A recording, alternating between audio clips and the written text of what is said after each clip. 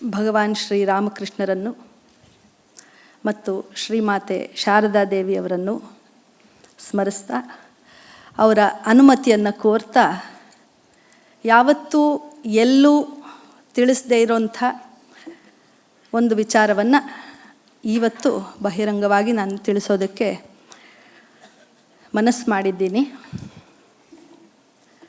ಹಲವಾರು ವರ್ಷಗಳಿಂದ ಆಧ್ಯಾತ್ಮಿಕ ಜೀವನವನ್ನು ನಡೆಸ್ತಾ ಬಂದಿದ್ದೀನಿ. ಕೆಲವು ವರ್ಷಗಳಿಂದ ವಿಶೇಷವಾದ ದಿವ್ಯ ದರ್ಶನಗಳು ಆಗ್ತಾಯಿವೆ ಮತ್ತು ಒಳಗಿಂದ ಏನೋ ಒಂದು ನನಗೆ ಅರ್ಥವಾಗದೇ ಇರುವಂಥ ಶಕ್ತಿ ಅನುಭವ ಆಗ್ತಾಯಿದೆ.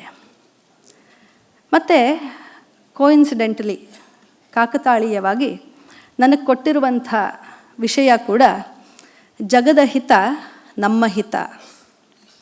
ಹಾಗಾಗಿ ನನಗೆ ಒಳಗೆ ಸ್ಫುರಿಸ್ತಾ ಇರುವಂಥ ಈ ಶಕ್ತಿಯನ್ನು ಜಗದ ಹಿತಕ್ಕಾಗಿ ಬಳಸ್ಕೋಬೇಕು ಅನ್ನೋದು ನನ್ನ ಒಂದು ನಿರ್ಧಾರವಾಗಿದೆ. ಏನಾಗ್ತಿದೆ ಇತ್ತೀಚೆಗೆ ಅಂತಂದರೆ,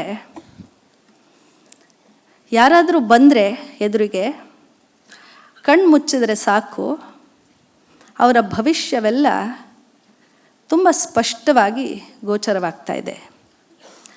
ಹಾಗಾಗಿ ಈ ಒಂದು ವಿಶೇಷ ಅನುಭವವನ್ನು ಯಾಕೆ ಜಗತ್ತಿನ ಹಿತಕ್ಕಾಗಿ ಬಳಸ್ಕೋಬಾರ್ದು ಅಂತ ಅನ್ನಿಸ್ತು. ಹಾಗಾಗಿ ಈ ದಿನ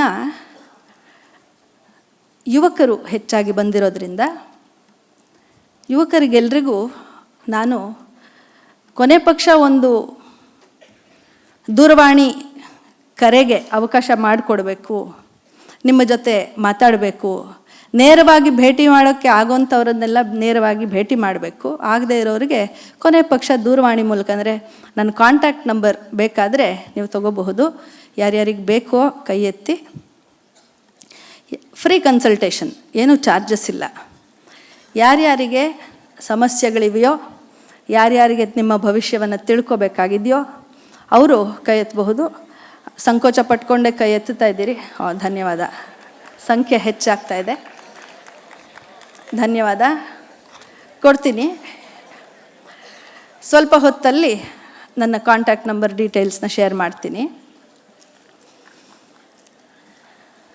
ಪ್ರಾಬ್ಲಮ್ಸ್ ಮತ್ತು ಸೊಲ್ಯೂಷನ್ಸ್ ಬಗ್ಗೆ ನಾವು ಬೆಳಗ್ಗಿನಿಂದ ಮಾತಾಡ್ತಾ ಬರ್ತಾ ಇದ್ದೀವಿ. ಒಂದು ಪ್ರಶ್ನೆ ನನ್ನಲ್ಲಿ, ಈಗ ನಾನು ಹೇಳಿದ್ನಲ್ಲ ಮಾತುಗಳು, ಇದನ್ನೆಲ್ಲ ನಿಜವಾಗ್ಲೂ ನೀವು ನಂಬಿದ್ರಾ? ಇಲ್ಲ ಅಲ್ಲ? ಎಷ್ಟು ಜನ ನಂಬಲಿಲ್ಲ?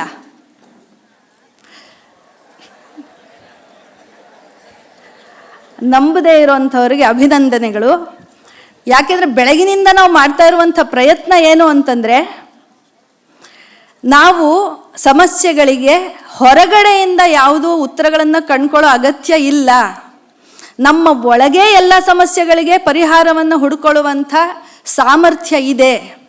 ಸ್ವಾಮೀಜಿಯವರಂತೂ ಸುದೀರ್ಘವಾಗಿ ಹೇಳಿದ್ರು, ವಿದ್ಯೆ ಅಂದರೆ ಏನು, ಧರ್ಮ ಅಂದರೆ ಏನು, ಧೀರತೆ ಅಂದರೆ ಏನು ಅಂತ. ಇಷ್ಟೆಲ್ಲ ನಾವು ಕೇಳಿದ ಮೇಲೆ ತುಂಬ ಚೆನ್ನಾಗಿ ಬಂದು, ನಿಮ್ಮ ಸಮಸ್ಯೆಗೆ ನಾನು ಪರಿಹಾರ ಕೊಡಬಲ್ಲೆ ಅಂದರೆ ನಿಮ್ಮ ಸಮಸ್ಯೆ ನೀವು ನೋಡ್ಕೊಳ್ಳಿ ಮೊದಲು ಅಂತ ನನಗೆ ಬೇಕಾದಷ್ಟಿದೆ. ಸಮಸ್ಯೆಗಳಿಗೆ, ಯಾರ ಸಮಸ್ಯೆಗೆ ಯಾರು ಪರಿಹಾರ ಕೊಡೋದಕ್ಕೆ ಸಾಧ್ಯ ಇದೆಯಾ ಅನ್ನೋ ಪ್ರಶ್ನೆಯನ್ನು ನಾವು ಕೇಳ್ಕೋಬೇಕಾಗತ್ತೆ. ಅವರವರ ಸಮಸ್ಯೆ ಅವರವ್ರಿಗೆ.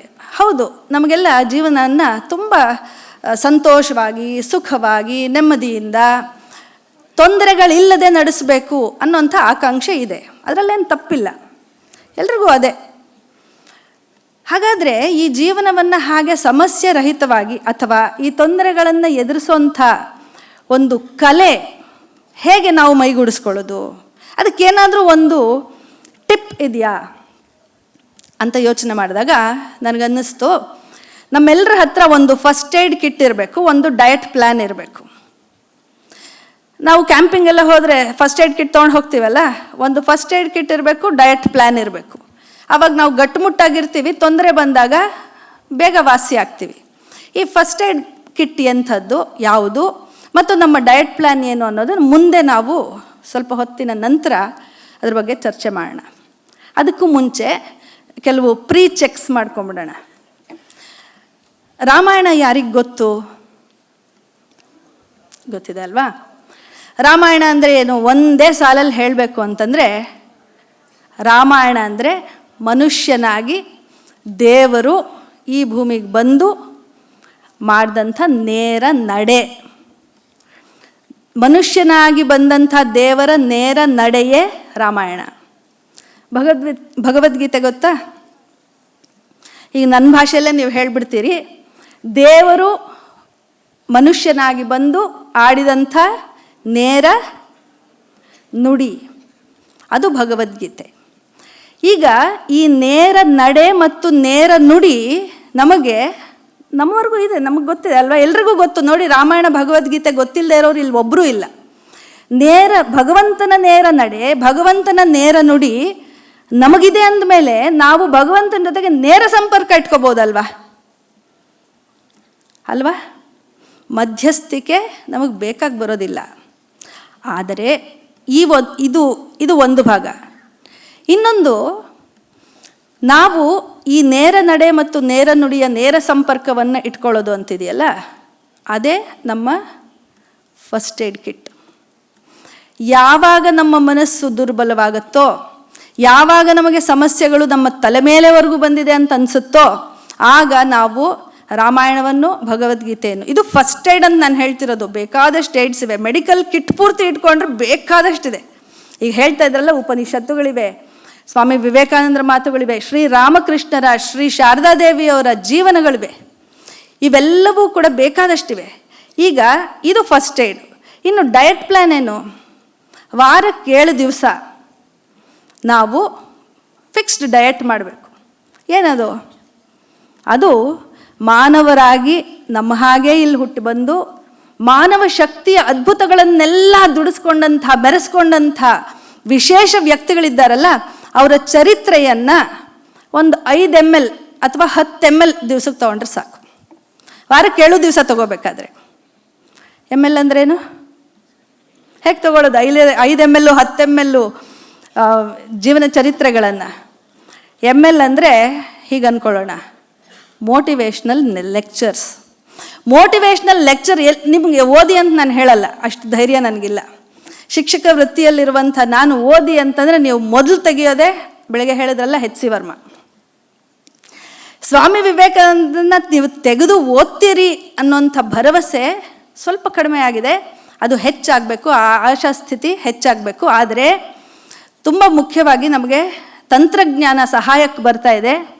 ನಿಮಗೆ ಯೂಟ್ಯೂಬ್ ನಮ್ಮ ಕಾಲದ್ದು, ನಿಮ್ಮ ಕಾಲದಲ್ಲಿ ಇನ್ಸ್ಟಾಗ್ರಾಮಲ್ಲೂ ಬರುತ್ತೆ ಈಗ motivational lectures about great personalities who have lived on this earth as normal human beings and attained the goal. Swamiji ಹೇಳ್ತಾ ಇದ್ರಲ್ಲ, ಗೋಲ್ ಅಟೈನ್ಮೆಂಟ್ ಮಾಡೋದಕ್ಕೆ ಏನು ಬೇಕೋ ಅದನ್ನು ಮಾಡಿರುವಂಥ ಅಮೋಘ ವ್ಯಕ್ತಿಗಳ ಚರಿತ್ರೆ ನಮ್ಮಲ್ಲಿವೆ. ಅದನ್ನು ನಾವು ಓದದೇ ಇದ್ರೂ ಪರವಾಗಿಲ್ಲ, ಕಿವಿಗೆ ಹಾಕ್ಕೊಳ್ಳುವಂಥ ಸಂಪ್ರದಾಯ ಎಲ್ಲರಲ್ಲೂ ಇದೆ. ಮೊಬೈಲ್ ನಿಮ್ಮ ಕೈಯಲ್ಲಿದೆಯಲ್ಲ, ಅದ್ರ ಮೇಲೆ ತುಂಬ ಪ್ರೀತಿ ಇದೆಯಲ್ಲ, ಆ ಪ್ರೀತಿಯನ್ನು ಈ ಕಡೆಗೆ ಸ್ವಲ್ಪ ಚಾನಲೈಸ್ ಮಾಡ್ಕೊಳ್ಳಿ ಅಷ್ಟೇ. ಹಿಡಿಯಲೇಬೇಡಿ ಮೊಬೈಲ್ ಅಂತ ನಾವು ಹೇಳೋದಿಲ್ಲ. ನಿಮ್ಮ ಮೊಬೈಲ್ ಫೋನ್ಗಳು ನಿಮ್ಮನ್ನು ಬೆಳೆಸುವಂಥ ಒಂದು ಯಂತ್ರವಾಗಲಿ, ಅದು ನಿಮ್ಮನ್ನು ಕಂಟ್ರೋಲ್ ಮಾಡುವಂಥ ಕುತಂತ್ರವಾಗದೇ ಇರಲಿ, ಅಷ್ಟೇ ನಮ್ಮ ಒಂದು ಬೇಡಿಕೆ. ಇನ್ನು ನಾವು ಈ ಫಸ್ಟ್ ಏಡ್ ಮತ್ತು ಡಯಟ್ ಪ್ಲ್ಯಾನನ್ನು ಫಾಲೋ ಮಾಡ್ತಿದ್ರೆ ಖಂಡಿತವಾಗಿಯೂ ನಾವು ಏನನ್ನು ಬೇಕಾದರೂ ಸಾಧಿಸ್ಬೋದು, ಅದ್ಭುತಗಳನ್ನು ಮಾಡಬಹುದು. ಜೊತೆಗೆ ನಮ್ಮ ಜೀವನದಲ್ಲಿ ಒಂದು 3 ಆಯಾಮಗಳಿವೆ. ಒಂದು ದ ಡಾರ್ಕ್ ಸೈಡ್, ಇನ್ನೊಂದು ದ ಲೈಟ್ ಸೈಡ್, ಮೂರನೇದು ದ ಬ್ರೈಟ್ ಸೈಡ್. 3 ಆಯಾಮಗಳು. ಡಾರ್ಕ್ ಸೈಡ್ ಅಂದರೆ ನಿಮ್ಗೆ ಗೊತ್ತೇ ಗೊತ್ತು. ಡಾರ್ಕ್ ಅನ್ನೋ ಪದಕ್ಕೆ ಪೂರ್ತಿಯಾಗಿ ಅರ್ಥ ಗೊತ್ತು ನಿಮಗೆ. ಯಾವುದು ಚಂಚಲತೆಗೆ ನಮ್ಮನ್ನು ದೂಡುತ್ತೋ, ಬೇಡದೇ ಇರೋವಂಥದ್ದನ್ನೇ ಬೇಕು ಅನಿಸುತ್ತೋ, ಇದು ಡಾರ್ಕ್ ಸೈಡ್. ಲೈಟ್ ಸೈಡ್ ಅಂತಂದರೆ ನಾವು ನಮಗಾಗಿ, ಅಂದರೆ ನನಗಾಗಿ ನಾನು ಸನ್ಮಾರ್ಗದಲ್ಲೇ ನಡ್ಕೊಂಡ್ರೂ ಕೂಡ ನನಗಾಗಿ ನಾನು, ನನ್ನ ಸಾಧನೆಗಳಿಗಾಗಿ ನಾನು ದುಡಿಯೋದು, ನಮ್ಮವರಿಗಾಗಿ ನಾನು ತುಡಿಯೋದು, ಇದು ದ ಲೈಟ್ ಸೈಡ್. ಮೂರನೇದು ದ ಬ್ರೈಟ್ ಸೈಡ್ ಏನು ಅಂದರೆ ನಾನು ನನಗಾಗಿ, ನಮ್ಮವರಿಗಾಗಿ, ಎಲ್ಲರಿಗಾಗಿ, ಎಲ್ಲರೂ ನಮ್ಮವರೇ ಅನ್ನೋದಕ್ಕಾಗಿ, ಇದು ದ ಬ್ರೈಟ್ ಸೈಡ್. ನಮ್ಮ ಜೀವನ ಹೇಗಿರಬೇಕು ಅಂತಂದರೆ, ಮೊದಲನೇದನ್ನು ಡಾರ್ಕ್ ಸೈಡ್ನ ನಾವು ಅಹಿತ ಅಂತ ಕರ್ಕೋಬಹುದು. ಎರಡನೇದನ್ನು ನಾವು ದ ಲೈಟ್ ಸೈಡ್ನ ಸ್ವಹಿತ ಅಂತನ್ಬೋದು. ಮೂರನೇದನ್ನು ಜಗಹಿತ ಅಂತ ಕರಿತೀವಿ. ಜಗದ ಹಿತ ಅಂತಂದರೆ ಎಲ್ಲರೂ ನಮ್ಮವರೇ ಅನ್ನುವಂಥ ಒಂದು ಭಾವ. ನನಗಾಗಿ ನಾನು ಮಾಡ್ಕೋಬೇಕು, ಸ್ವಹಿತ ಬೇಕು, ಅಹಿತದಿಂದ ಸ್ವಹಿತಕ್ಕೆ ಬಂದು ಸ್ವಹಿತದಿಂದ ಪರಹಿತಕ್ಕೆ ಅಥವಾ ಜಗಹಿತ, ಪರ ಇಲ್ಲ, ಕ್ಷಮಿಸಿ, ಪರ ಅನ್ನೋ ಪದ ಇಲ್ಲ, ಪರ ಅಂದರೆ ಬೇರೆಯವರು ಅಂತ, ಬೇರೆಯವರೇ ಇಲ್ವಲ್ಲ. ಆದ್ದರಿಂದ ಜಗಹಿತಕ್ಕೆ ನಾವು ಅಪ್ಗ್ರೇಡ್ ಆಗ್ತಾ ಹೋಗಬೇಕು. ಹುಟ್ಟಿದಾಗಿಂದ ನಾವು ವಯಸ್ಸು ಆಗ್ತಾ ಆಗ್ತಾ ಆಗ್ತಾ ನೋಡಿ, ಸ್ವಾಮೀಜಿ ಇಲ್ಲಿ ಮಾತಾಡ್ತಿರ್ಬೇಕಾದ್ರೆ ನಾ ಹೇಳಿದ್ನಲ್ಲ, ವಿದ್ಯಾರ್ಥಿಗಳು ಕೇಳಿದ್ರು ಏನು ಓದಿದ್ದಾರೆ ಅವರು, ವಿದ್ಯಾರ್ಥಿ ಆಗಿದ್ದಾಗ ಅವ್ರು ಹೇಗಿದ್ರು ಅಂತ. ಈಗ ನಾಳೆ ನೀವು ಈ ಹಣತೆ ಕಾರ್ಯಕ್ರಮ ಇದು ಕೇಳಿಸ್ಕೊಂಡು ಹೋಗಿದ್ದೀರಿ, ಇಷ್ಟು ವಿಚಾರಗಳನ್ನು ಕೇಳಿಸ್ಕೊಂಡು ಹೋಗಿದ್ದೀರಿ, ನಿಮ್ಮಲ್ಲೊಂದು ಇನ್ಸ್ಟೆಂಟ್ ಅಪ್ಗ್ರೇಡೇಷನ್ ಆಗಿರಬೇಕು ಅಲ್ವಾ. ಆದ್ದರಿಂದ ಈ ಜಗತ್ತಿನ ಹಿತ ಇನ್ನೊಂದು ತುಂಬ ವಿಶೇಷ ಅಂತಂದರೆ, ಸಹಜವಾಗಿ ಜಗತ್ತಿನ ಹಿತಕ್ಕಾಗಿ ನಾವೆಲ್ಲರೂ ಪ್ರಯತ್ನ ಮಾಡ್ತೀವಿ. ನಿನ್ನೆ ನಾವಿದೆಲ್ಲ ಅಲಂಕಾರ ಮಾಡ್ತಿದ್ವಿ.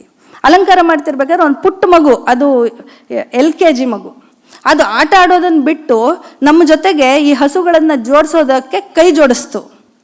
ಅಂದರೆ ಅದಕ್ಕೆ ಗೊತ್ತಿಲ್ಲ ಇಷ್ಟು ಜನ ಬರ್ತಾರೆ, ಅವರೆಲ್ಲ ನೋಡ್ತಾರೆ, ಅದು ತುಂಬ ಸಂತೋಷ ಆಗತ್ತೆ, ನಾವೇನೋ ಪರೋಪಕಾರ ಮಾಡ್ತಿದ್ದೀವಿ, ಅದೇನು ಗೊತ್ತಿಲ್ಲ. ಸಹಜವಾಗಿ ಅದು ಬಂತು, ಕೈ ಜೋಡಿಸ್ತು. ಜಗತ್ತಿನ ಹಿತ ಸಾಧಿಸಬೇಕು ಅನ್ನೋದು ಯಾವ ವಯೋಮಾನಕ್ಕೂ ಸೀಮಿತವಾದ್ದಲ್ಲ. ಇನ್ನು ನಮ್ಮ ಪರಿಚಯದಲ್ಲಿರುವಂಥ ವಲಯದ ಇಲ್ಲಿ ಬಂದಿರಲೂಬಹುದು ಅವರು ಅಂಧ ತಂಡ ಒಂದಿದೆ. ಅದು ಏನು ಮಾಡುತ್ತೆ ಅಂತಂದರೆ, ಬ್ರೈಲ್ ಲಿಪಿಯಲ್ಲಿ ಕೆಲವು ಪಠ್ಯಪುಸ್ತಕಗಳು ಸಿಕ್ಕೋದಿಲ್ಲ, ಸರ್ಕಾರ ಕೂಡ ಅದನ್ನು ಪ್ರಕಟ ಮಾಡಿಲ್ಲ. ಆದರೆ ಬ್ರೈಲ್ ಲಿಪಿಯಲ್ಲಿ ಓದದೆ ಅವರಿಗೆ ಪರೀಕ್ಷೆ ಬರೆಯೋದಕ್ಕೆ ಸಾಧ್ಯ ಇಲ್ಲ. ಹಾಗಾಗಿ ಈ ಅಂಧ ಮಕ್ಕಳು ಏನು ಮಾಡ್ತಾರೆ ಅಂದರೆ, ಬ್ರೈಲ್ ಲಿಪಿಯಲ್ಲಿ ತಾವು ಟೈಪ್ ಮಾಡಿ ಪುಸ್ತಕಗಳನ್ನು ರೆಡಿ ಮಾಡಿ, ಅಂದರೆ printed published cover page grand ಅದೆಲ್ಲ ಇಲ್ಲ, ಕೇವಲ ಶೀಟ್ಸ್ ಆಫ್ ಪೇಪರಲ್ಲಿ ಬ್ರೈಲ್ ಲಿಪಿಯಲ್ಲಿ ಪಠ್ಯಪುಸ್ತಕಗಳನ್ನು ತಯಾರು ಮಾಡಿ ಅವುಗಳನ್ನು ಉಚಿತವಾಗಿ ಯಾರು ಕರೆ ಮಾಡಿದ್ರು, ಫೋನ್ ಕರೆ ಮಾಡಿದ್ರೆ ಸಾಕು, ನಮ್ಗೆ ಇಂಥ ಪುಸ್ತಕ ಸಿಗ್ತಾ ಇಲ್ಲ, ನಮಗೆ ಬೇಕು ಅಂತಂದರೆ ಅವ್ರು ಕೂತು ಒಂದು ತಂಡ ಇದೆ, ಅದನ್ನು ತಯಾರು ಮಾಡಿ ಬೈಂಡ್ ಮಾಡಿ ಆ ಮಕ್ಕಳಿಗೆ ತಲುಪಿಸ್ತಾ ಇರುವಂಥ ಕೆಲಸವನ್ನು ಇಲ್ಲಿ ಬೆಂಗಳೂರಲ್ಲಿ ಮಾಡ್ತಾ ಇದ್ದಾರೆ, ಇನ್ನೆಲ್ಲೂ ಹುಡುಕಬೇಡಿ. ಈಗಾಗಲೇ ಮಕ್ಕಳು ಹೇಳಿದ್ರಲ್ಲ, 2023ರಲ್ಲಿ ಅಂಧ ಮಹಿಳೆಯರ ಅಂತಾರಾಷ್ಟ್ರೀಯ ಕ್ರಿಕೆಟ್ ವರ್ಲ್ಡ್ ಕಪ್ಪನ್ನು ನಮ್ಮ ದೇಶದ ಭಾರತ ಅಂಧ ಮಹಿಳೆಯರು ಗೆದ್ದರು ಅಂತ.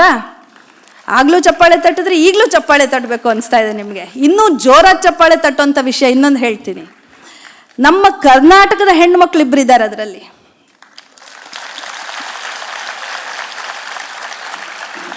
ಹಾಗಾಗಿ ಜಗತ್ತಿನ ಹಿತ ಸಾಧಿಸಬೇಕು ಅಂತಂದರೆ ಅದಕ್ಕೆ ಯಾವ ಪೋರ್ಟ್ಫೋಲಿಯೋ ಬೇಕಿಲ್ಲ, ಅದಕ್ಕೆ ಯಾವ ಎಲಿಜಿಬಿಲಿಟಿ ಕ್ರೈಟೀರಿಯಾ ಇಲ್ಲ. ನಾವು ಹುಟ್ಟಿದ್ದೀವಿ ಅನ್ನೋದೊಂದೇ ಎಲಿಜಿಬಿಲಿಟಿ ಅದಕ್ಕೆ. ಯಾಕೆಂದರೆ ಪ್ರಾಕೃತಿಕವಾಗಿ ದೈವದತ್ತವಾಗಿ ನಮ್ಮಲ್ಲಿ ಜಗದ ಹಿತ ಮಾಡಬೇಕು ಅನ್ನುವಂಥ ಸಹಜವಾದ ತುಡಿತ ಪ್ರೋಗ್ರಾಮ್ಡ್. ಅದಕ್ಕೆ ಮತ್ತೆ ನಾವೇನು ಪ್ರೋಗ್ರಾಮಿಂಗ್ ಬರೆಯೋ ಕೆಲಸ ಇಲ್ಲ. ನೋಡು ನೀನು ಒಳ್ಳೇದು ಮಾಡಬೇಕು, ನೀನು ಏನಿಲ್ಲ, ಎಲ್ಲರೂ ಒಳ್ಳೆಯವರೇ, ನಾವು ಎಲ್ಲರೂ ಒಳ್ಳೇದು ಮಾಡಬೇಕು ಅಂತಲೇ ನಮ್ಗೆ ಆಸಕ್ತಿ ಇರೋದು. ನಮಗೆಲ್ರಿಗೂ ಒಳ್ಳೇದನ್ನು ಮಾಡಬೇಕು, ಆದರೆ ನಮ್ಗೆ ಅವಕಾಶ ಎಲ್ಲಿ? ಭಾಳ ಜನಕ್ಕೆ ಅವಕಾಶ ಇಲ್ಲ ಅಲ್ವಾ. ನಾನು ಸೇವೆ ಮಾಡಬೇಕು, ನಾನು ನಿಮ್ಮ ಹಾಗಾಗಬೇಕು, ನಾನು ನಿಮ್ಮ ತಂಡದಲ್ಲಿ ಸೇರ್ಬೇಕು, ಏನು ಮಾಡೋದು ಅಂತ ಕೇಳ್ತಾರೆ ಬಹಳಷ್ಟು ಜನ. ಈಗ ಹಾಗೆ ಯಾವ ತಂಡಕ್ಕೂ ಸೇರೋಕ್ಕಾಗದೇ ಇದ್ದರೆ, ಅಕಸ್ಮಾತ್ ಯಾವ ಸರ್ವಿಸ್ ಆರ್ಗನೈಸೇಷನಲ್ಲಿ ಮೆಂಬರ್ ಆಗದೇ ಇದ್ದರೆ, ಹಾಗಿದ್ದರೆ ಜಗದ ಹಿತವನ್ನು ಸಾಧಿಸೋದಕ್ಕೆ ಅವಕಾಶನೇ ಸಿಗೋದಿಲ್ವ ಜೀವನದಲ್ಲಿ ಅಂತ ಯೋಚನೆ ಮಾಡಿದ್ರೆ, ನೋಡಿ ನಮ್ಮ ಭಾರತದ ದಾರ್ಶನಿಕರು ಏನು ಹೇಳ್ತಾರೆ ಗೊತ್ತಾ? ನೋಡಿ, ನಾವು ಈಗ ಒಂದು ಮರ ಇದೆ ಅಂತ ಇಟ್ಕೊಳ್ಳಿ, ಯಾರ್ಯಾರಿಗೆ ಯಾವ ಸರ್ವಿಸ್ ಆರ್ಗನೈಸೇಷನ್ ಹೋಗೋಕ್ಕಾಗಲ್ಲ, ಮೆಂಬರ್ ಆಗೋಕ್ಕಾಗಲ್ಲ, ಅವರು ಮರ ಆಗಿಬಿಡಿ. ಎಂಥ ಮರ ಆದರೂ ಆಗಿ ಪರವಾಗಿಲ್ಲ, ನಿಮ್ಮ ಇಷ್ಟ. ಮರ ಏನು ಮಾಡುತ್ತೆ? ನಿಂತಿರುತ್ತೆ, ತನ್ನ ಪಾಡಿಗೆ ತಾನು ಅದು ಹುಟ್ಟಿರುತ್ತೆ, ನಿಂತಿರುತ್ತೆ ಅಷ್ಟೇ. ಆದರೆ ಅದು ಇವತ್ತು ನನ್ನ ಕೆಳಗೆ 10 ಜನ ಬಂದು ನೆರಳು ತಗೊಂಡ್ರು, ಈ ವರ್ಷದಲ್ಲಿ 30,04,025 ಜನ ಬಂದರು, ಪಕ್ಕದ ಮರ ನೋಡು ಇನ್ನೊಂದು 150 ಕಡಿಮೆ ಆಗಿದೆ ಸಂಖ್ಯೆ, ನಂದೇ ರೆಕಾರ್ಡು ಅಂತ ಹಿಗ್ಗತ್ತಾ? ಇಲ್ಲ, ಮರ ತಾನು ನಿಂತಿರುತ್ತೆ, ತಾನು ನಿಂತಿರೋದೇ ಆಶ್ರಯ. ಹಾಗಾಗಿ ನಾವೇನು ಜಗದ ಹಿತ ಸಾಧಿಸೋದು ಹೇಗೆ? ನಾವಾಗಿ ಜೀವನವನ್ನು ನಡೆಸಬೇಕು.